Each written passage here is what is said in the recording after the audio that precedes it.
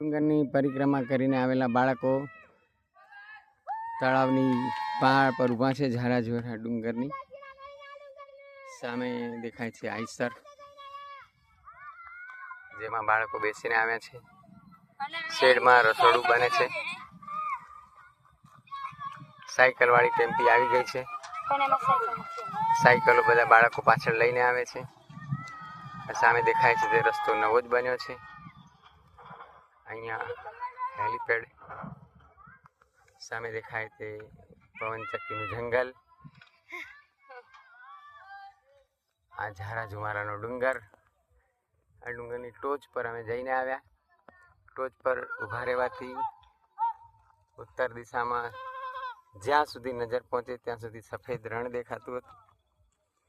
ગઈકાલે રાત્રે સફેદ રણમાં મોડા પહોંચ્યા, એના બદલે આજે સવારથી સફેદ રણ જ જોયા કર્યું. જ્યાં સુધી જોયું ત્યાં સુધી 25 કિલોમીટર સફેદ રણ હતું.